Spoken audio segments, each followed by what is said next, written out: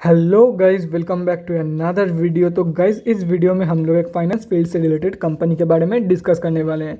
ये जो कंपनी है आप लोग को लगभग 500% के आसपास रिटर्न देखी जा रही है। और 500% के रिटर्न कब देके जा रही है कंपनी, ये ध्यान से सुनो। कंपनी लास्ट ईयर की मार्च क्वार्टर से लगभग मार्च के महीने से एक ही रेंज के अंदर कंसोलिडेट कर रही है, और कंसोलिडेट करते करते कंपनी 500% के आसपास रिटर्न देके जा रही है। तो सोचो, अगर ये जो कंसोलिडेशन पीरियड है या तो फिर ये जो रेंज के अंदर कंपनी ट्रेड कर रही है, इसकी अगर ब्रेकआउट हो जाती है तो कितना रिटर्न मिलेगा आप लोगों को। तो ये सिर्फ सोचो, उसके बारे में हम लोग बाद में डिस्कस करेंगे। तो गाइस बेसिकली हम लोग इस वीडियो में 3 पॉइंट्स डिस्कस करेंगे। First point is fundamental analysis. यहाँ पे हम लोग देखेंगे कि कंपनी कौन सी है एंड कंपनी फंडामेंटली कैसी है। Second point is volume analysis. Volume को एनालाइज करके हम लोग फ्यूचर ट्रेंड के बारे में अंदाज़ा लगाने की कोशिश करेंगे। And the third point is technical analysis. यहाँ पे हम लोग ये सभी स्विंग ट्रेडिंग के लेवल्स के बारे में या तो फिर कहाँ पे आप लोग बाय करके चल सकते हो एंड क्या आप लोग की टारगेट रहेगी, उसके बारे में हम लोग ये तीसरी पॉइंट पे डिस्कस करेंगे।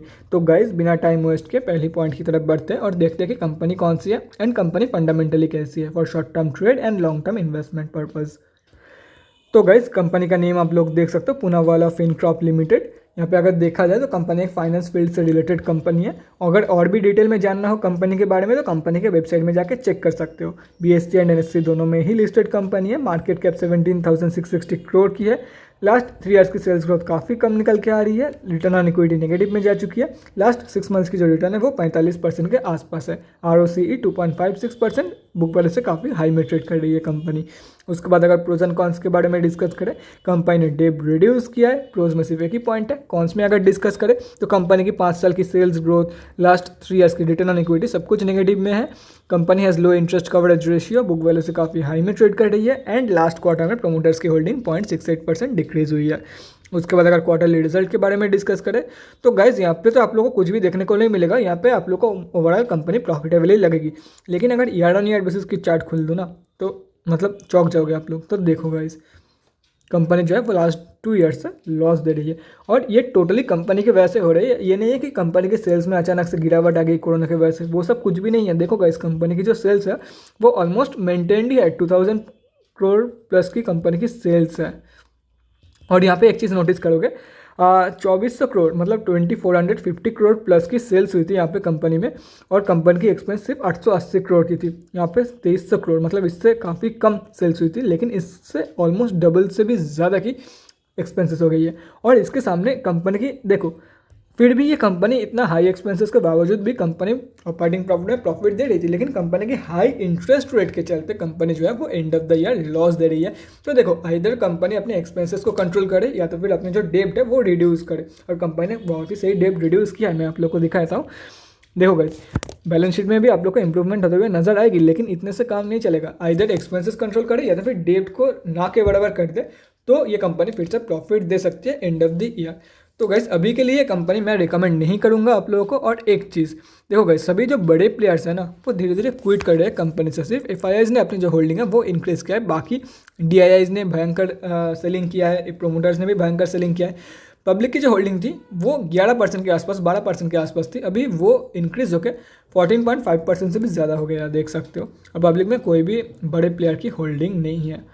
तो देखो गैस, कंपनी की जो करंट सिचुएशन है ना, अगर देखो सेल्स में एज सच कोई भी इफेक्ट नहीं हुआ है। हाँ, सेल्स कम हुई है, लेकिन ड्रास्टिक इम्पैक्ट कुछ भी नहीं हुआ है कि अचानक से सेल्स टोटली बंद हो गया कंपनी में।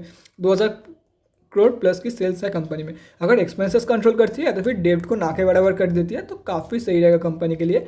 देखो, मैं आप लोगों को यही रिकमेंड करूंगा, जो भी बंदा कंक्लूजन के लिए वेट कर रहा है कि क्या आप लोग लॉन्ग टर्म के लिए बाय करके चल सकते हो, बेस्ट फॉर इन्वेस्टमेंट है या नहीं।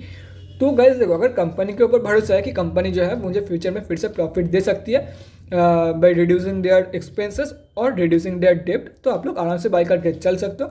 बाकी अगर आप लोग कंपनी के बारे में जानते भी नहीं हो या तो फिर कुछ भी आइडिया नहीं है कंपनी के बारे में, देन मैं आप लोगों को यही रिकमेंड करूंगा, जब तक कंपनी अपने एक्सपेंसेस या तो फिर डेब्ट को कम ना कर देती है या तो फिर ईयर ऑन ईयर बेसिस के रिजल्ट में कंपनी जब तक प्रॉफिट ना देती है तब तक बाई मत करो फॉर लॉन्ग टर्म। अभी के लिए तो ना है, फ्यूचर में अगर कंपनी प्रॉफिट देती है इन ईयर ऑन ईयर बेसिस तो आप लोग बाई करके चल सकते हो। बाकी अगर भरोसा है कंपनी के ऊपर कि कर देगी कंपनी इन फ्यूचर, तो आप लोग आराम से बाय करके चल सकते हो। I don't have any problem.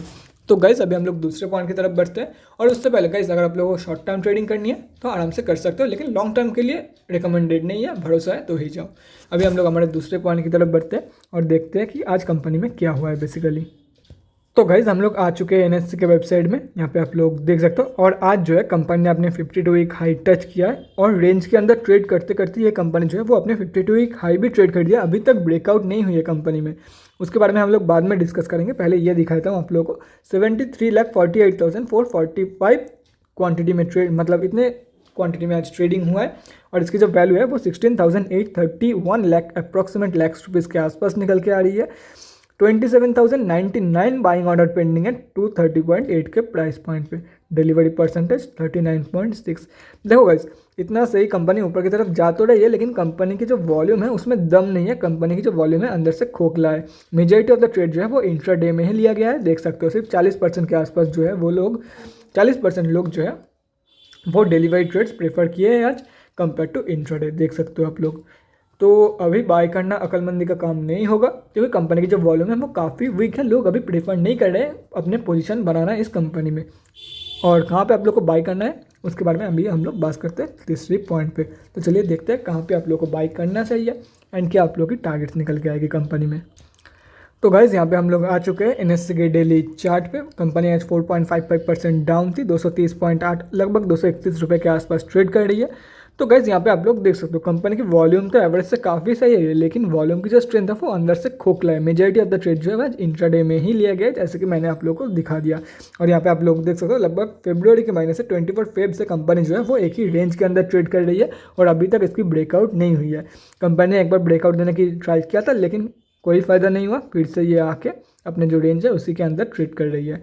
तो अभी एक्चुअली बाई कहाँ पे करना है और टारगेट क्या रहेगी आप लोगों के। तो देखो गाइस टारगेट मैंने यहाँ पे इसीलिए मेंशन नहीं किया क्योंकि एज सच देखो कब कंपनी ब्रेकआउट देती है उसके ऊपर डिपेंड करती है सब कुछ। कब कंपनी ब्रेकआउट देती है, अगर ये जो ट्रेंड है वो चलते रहे और ये चलते अराउंड 280 के लेवल्स टच कर गए, तभी भी ये कंपनी अगर रेंज के अंदर ही ट्रेड करती रहे। क्योंकि देखो कंपनी एक स्ट्रॉन्ग अप ट्रेंड में है, लेकिन एक रेंज के अंदर ट्रेड कर रही है। एक ही सपोर्ट एंड रेजिस्टेंस से कंपनी बार बार टकरा के नीचे या तो फिर ऊपर जा रही है, ठीक है। अभी अगर इसकी ब्रेकआउट अगर ऊपर की तरफ हो जाती है तो आराम से 400 to 450 के लेवल्स एक्सपेक्टेड है। लेकिन बाई कब करना है, देखो गाइस इसके ऊपर ट्रेड कर रही है, इसका मतलब बाई कर लिया, ये बिल्कुल भी नहीं करना है। Wait for the retracement.